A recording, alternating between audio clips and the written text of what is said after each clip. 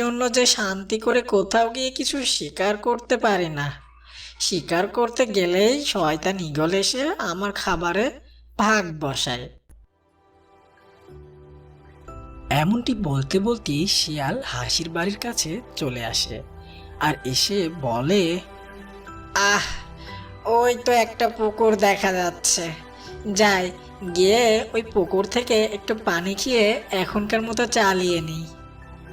এই বলেই শিয়ালটি পুকুরের কাছে এগিয়ে যায় আর পুকুরের কাছে যেতেই দেখে একটি ঝোপের আড়ালে দুটি ডিম। ডিমগুলো দেখে শিয়ালের ক্ষুধা যেন আরো বেড়ে গেল আর তখন বলল, বাহ বাহ, এই যে দেখছি মেঘনা চাইতেই বৃষ্টি। যাই, এই ডিমগুলোর মা আসার আগেই ডিমগুলো দিয়ে এখন আমি ভোজনটা সেরে ফেলি। এই বলে শিয়াল হাসির বাড়ির কাছে এগিয়ে যায় আর গিয়ে ডিম দুটি খেয়ে নেয়। ডিম দুটি খাওয়ার পর শিয়াল বলল, আহ, ডিমের যে কি স্বাদ! পেটের সাথে সাথে মনটাও যে ভরে গেল। এমন করে যদি প্রতিদিন ডিম খেতে পারতাম তাহলে তো বেশ ভালোই হতো। যাই, এখন বাড়ির দিকে রওনা দেই। এই বলেই শিয়াল খুশিতে গান গাইতে গাইতে যেতে থাকে। যেতে যেতে পথে পূর্ণিমা রাতে চাঁদ উঠেছিল গগনে, হয় হয়। আর এভাবেই শিয়াল গান গাইতে গাইতে বাড়িতে ফিরতে থাকে। ওদিকে হাসি একটি মাছ শিকার করে নিয়ে বাড়িতে চলে আসে আর বাড়িতে এসে দেখে তার ডিম দুটি আর নেই সেখানে। আর তখন হাসি বলে, এ কি, আমার ডিমগুলো গেল কোথায়?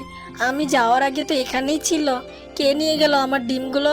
হায় বিধাতা, আমি এই প্রথমবারের মতো মা হতাম আর কিছুদিনের মধ্যেই ডিমগুলো ফুটে আমার ছানাগুলো বের হতো। কে করলো আমার এত বড় সর্বনাশ? কে করলো?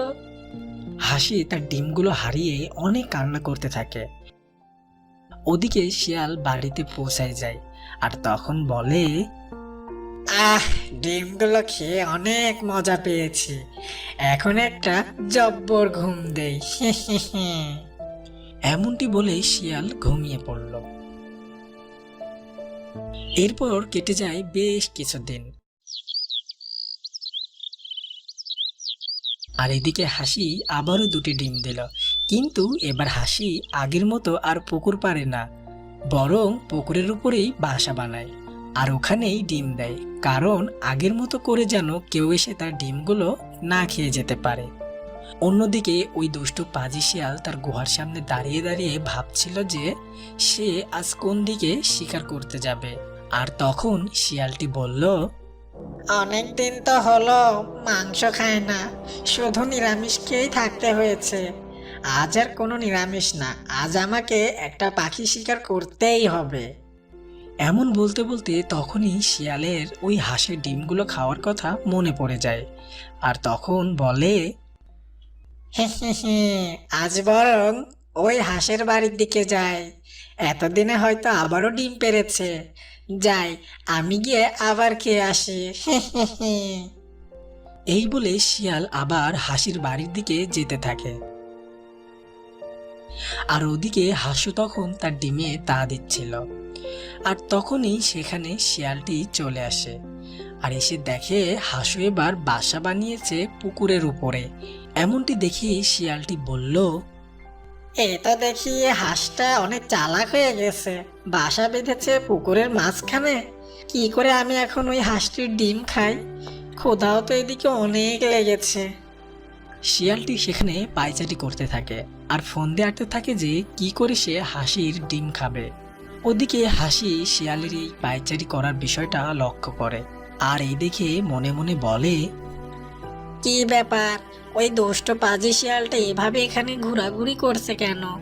মতলব কি ওই শিয়ালের? দেখি তো, একটু কাছে গিয়ে জিজ্ঞেস করি। এরপর হাসি শিয়ালের কাছে এগিয়ে যায় আর গিয়ে শিয়ালকে উদ্দেশ্য করে বলে, শিয়াল মামা, ও শিয়াল মামা, তোমাকে অনেকক্ষণ ধরে দেখছি, তুমি এখানে ঘোরাঘুরি করছো। কি হয়েছে তোমার? তুমি কি কিছু খুঁজছো? এমনটি শুনে শিয়াল মনে মনে বলে, এই রে, হাঁসটা আবার কিছু বুঝে ফেললো না তো যে আমি তার ডিমগুলো খাওয়ার জন্য এমন করছি? না, হাঁসটিকে কিছুতেই বুঝতে দেওয়া যাবে না। এমন সময় হাসি বলে ওঠে, কি হলো শিয়াল মামা, চুপ করে আছো কেন? বলো কি হয়েছে তোমার? আরে ভাগ্নে, আমার আবার কি হবে? আমার কিছুই হয়নি। এমনিতেই এখানে হাঁটাহাঁটি করছিলাম। প্রতিদিন নিয়মিত হাঁটাহাঁটি করলে শরীর ও মন দুটোই বেশ ভালো থাকে। তাই শরীরের দিকে একটু যত্নশীল হওয়ার চেষ্টা করছিলাম আর কি। শিয়ালের এমন কথা শুনে হাসুর মনে সন্দেহ হয়। এমন সময় শিয়াল বলে, আচ্ছা ভাগ্নে, আমাকে একটা কথা বলতো। আমার না বিষয়টা মাথায় কিছুতেই ঢুকছে না। কোন বিষয়ে শিয়াল মামা? আসলে ভাগ্নে, তোমার বাড়ি তুমি ওই পুকুরের মধ্যে বেঁধেছ কেন? এই পুকুর পাড়ে বানালেই তো পারতে। তাহলে আমরাও তোমার বাড়ি দেখে শুনে রাখতে পারতাম। আর বলো না মামা, আমার বাড়ি তো ওই পুকুর পাড়েই ছিল, কিন্তু একদিন খাবার খোঁজে আমি বের হয়েছিলাম। এসে দেখি আমার ডিমগুলো এখানে আর নেই, কে যেন খেয়ে গিয়েছে। তাই আমি এবার পুকুরের উপরে বাসা বেঁধেছি, যেন এবার কেউ আমার ডিমগুলো না খেয়ে যেতে পারে। এমনটি শুনে শিয়াল মনে মনে বলে, যাক বাবা, তাহলে এই হাঁসটি বুঝতে পারি নাই যে আমি তার ডিমগুলো খেয়েছি।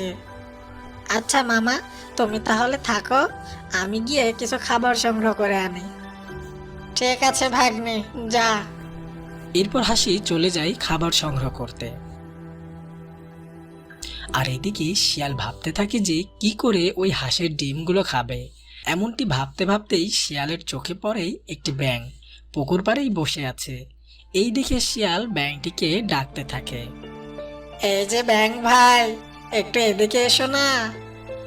শিয়ালের ডাক শুনে ব্যাঙটি শিয়ালের কাছে এগিয়ে আসে। ব্যাঙটি শিয়ালের কাছে এগিয়ে আসতেই শিয়াল বলে, ব্যাঙ ভাই, আমার একটা উপকার করে দিবে?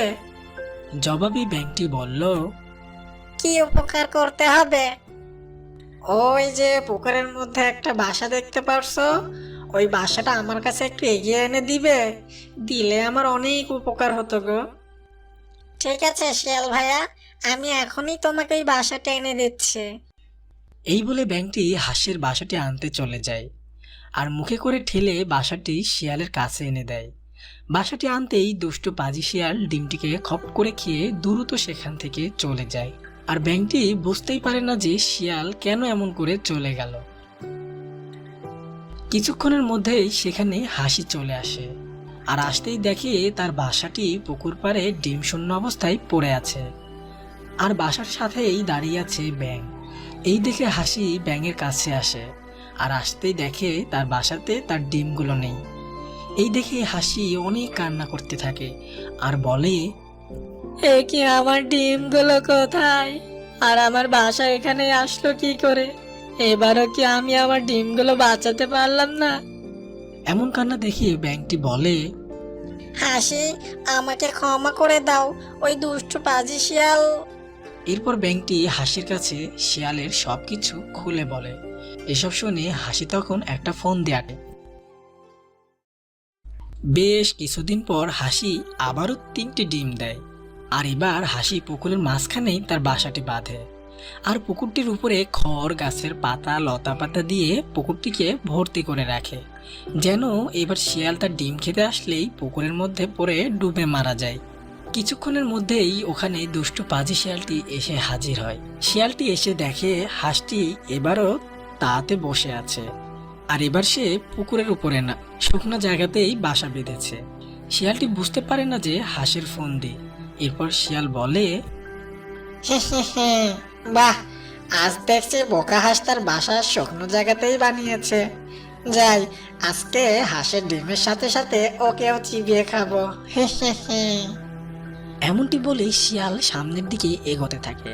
শিয়ালটি কিছু দূর এগোতেই শিয়ালের ভারী পুকুরের উপরের পাতাগুলো সব সরে যায়, আর শিয়াল পানির মধ্যে পড়ে যায়। আর তখন শিয়াল চিল্লাতে থাকে আর বলে, বাঁচাও, বাঁচাও, আমি আর তোমার ডিম খাবো না, আমাকে বাঁচিয়ে নাও।